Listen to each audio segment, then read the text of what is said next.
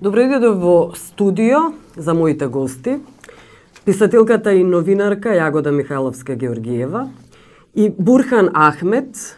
Вие сте продавач на списанието Лице в лице. Ви благодарам што дојдовте денеска во студио. Ќе говориме за инцидентот во кој нашата македонската еминентна писателка и новинарка Јагода Михајловска-Георгиева беше избркана заедно со еден продавач, но Бурхан Ахмет присуствуваше на сцената. Бевте избркани, се случи голем инцидент пред неколку дена од кафулето на плоштад Македонија, како се вика, кафе Боката. Да. Ви благодарам што не повикавте. Сакам да бидеме веднаш најасно. Значи, не бев јас избркана. Јас како Јагода Михајловска-Георгиева. Да. Тамо не ме познаваат. Ги продававте списанијата Лице в лице? Значи, не бев јас таа што бев избркана. Да ме познава. Да. Може би немаше да ме избркаат, но тоа ќе беше уште по, како да кажем, уште по неубаво. Значи, поради тоа што ме познаваат, не би ме избркале. Да, да. Значи, јас не сум медиумска звезда од типот на некој познат актер или глумец, или пејач. Јас сум писател и новинар. Тоа таму ништо не значеше и не треба ни да значи. Не треба да значи, се разбира. Јас бев во улога на продавач на Лице в лице, заедно со нив, и буквално така се чувствував. Значи, без име и презиме, само со тоа, дека јас сум Лице в лице, влегов заедно на исти начин како и тие. Значи, не представувајќи се, не барајќи да ми гледаат низ прсти, па ајде сега бидејќи ве познаваме, па ќе ве пуштиме, а друг пат нема. Тоа би било многу лицемерно. Во ред е кога даваме ние кои што сме малку попознати или многу познати подршка, како например Џоковиќ што дава подршка, што е во подршка на Лице в лице во Србија. Тенисерот Џоковиќ. Тенисерот. Да. Него сигурно не би го избркале. Ма велам, тоа е... Не е идејата, всушност. Не е тоа идејата, да. Тоа е многу е лицемерно. Идејата е Лице в лице да не го избркаат. Да. Ова списание и ваквите како него, кој што објаснете, да не објаснувам јас што станува збор. Да. Можете Бурхан Ахмет, вие да објасните за што станува збор, за каков тип на списание Лице в лице станува збор. Вие ги продавате овие списанија и потоа добивате, и тука и пишува, половина добива продавачот. Кажете ми за каков тип на списание станува збор. Станува за хуман тука збор. Да. Помага да се во улица тоа и помагаме тоа така. Да, ги помагате луѓето на кои им е потребна помош. Си помагаат себе си и на семејствата. Да, на собствените семејства.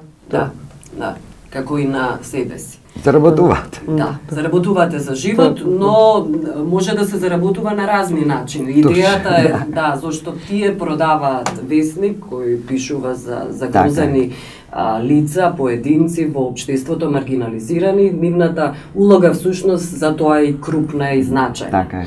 Да, вие присуствувавте, Ахмет, исто на инцидентот. Да, ја тоа. Само не влезе, само не успеа да влезе. Не влезе, Тоа само со еден друга. Како изгледаше тој инцидент? Па не да го убаво тоа така. Ни нападна со што влез внатре и не да ви кажа например што такова. Отвара врати и не врка на така. Тоа не е добро така и така се понашуваат. Ние одиме да продаваме, така ги кажа че така се случува така. Да. Да, господино Михајлова Георгиева, вие ова направивте, се разбира, не беше воопшто платен вашиот труд, го направивте, се разбира, од хумани цели, и пред емисијата разговаравме дека е одлична идеја всушност од следната недела или од утре веќе луѓе кои се препознатливи во јавноста да се вклучат во вид на една хумана акција во продажба на Лице в лице и така да се крене свеста не само во центарот на градот, да продавањето на списанието да биде во цело Скопје и да се проширува по тој во цела Македонија. Ако во центарот на градот се случуваат вакви работи, кај што претпоставуваме дека сепак се движат луѓе од поинаков коп, но очигледно дека нема луѓе од поинаков коп, нема различни. Да. И тој збор постојано сакам да истакнам колку е одвратен тој збор. Различните од нас, поинаквите од нас. Зошто се тие поинакви од нас, зошто сум јас поинакви од него? Да, зошто не сме еднаквите? Еднаквите ние сите. Да. Значи, не од утре, како што велите, не следната недела, туку би им препорачала на лице в лице, уште од денес, да.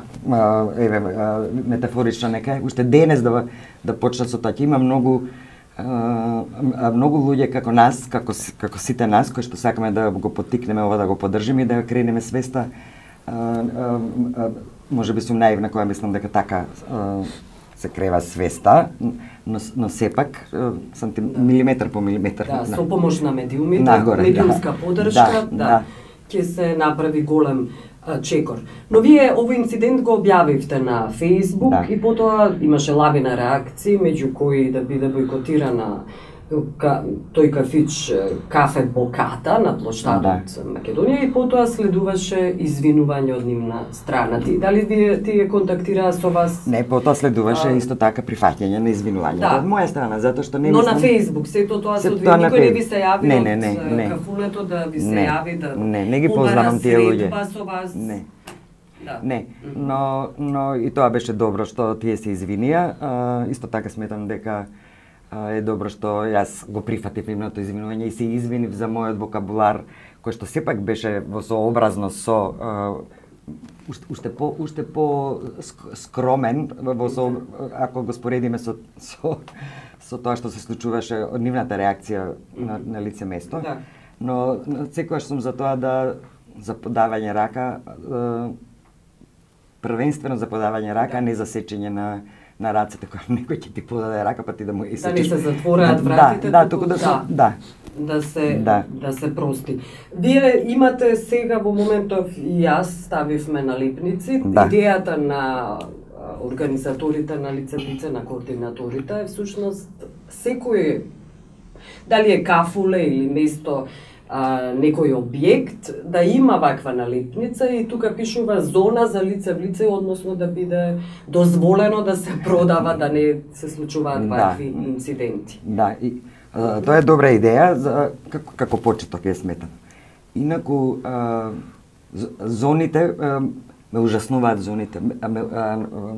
Кога ќе помислам на дозволено за црнци, забрането за евреи, дозволено за кучиња, недозволено за кучиња и 3 точки натаму, да не продолжувам, веднаш се вознемирувам. Тоа се затвори, еден вид затвори, значи овде може, значи во следното не може.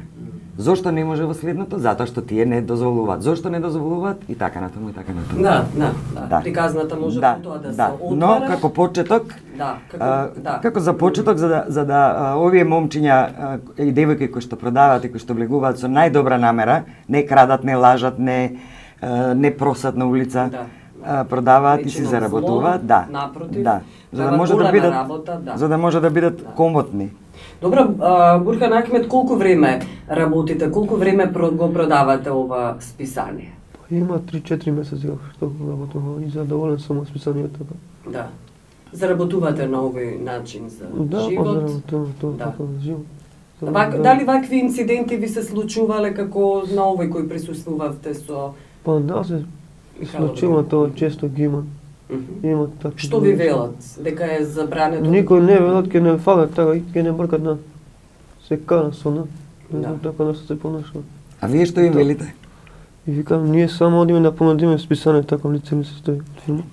Да, тоа најмногу ме порази во тој момент, што тие не се бунат, како да се навикнат, мислам, тоа најмногу ме поразува. Како да се навикнат и дека, добро, тоа не следува, и да не избркаат, и да не омаловажуваат. Да, кога се оставени сами на себе не имаат подкрепа. Многу е страшно, многу е страшно. Еве ова е тоа списание. Ова што го промовиравме, да. Промовиравте, може да се види на задната страна дека вашето лице. Па да, затоа што имам интервју и имам поддршка за за нив и на друг начин.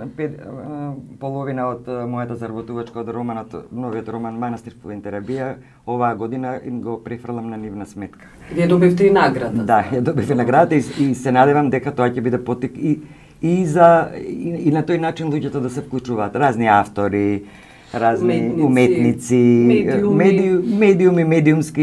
И луѓето кои најмногу имаат пари, бизнисмените, да не ги забораваме. Да, сакам да кажам уште еден момент, бев пријатно изненадена од тоа што прв пат оваа година во собранието ги примија претениците во неделата на меѓународниот печат, меѓународните, како се вели тоа, меѓународна организација на улични продавачи, таа број милиони на светот.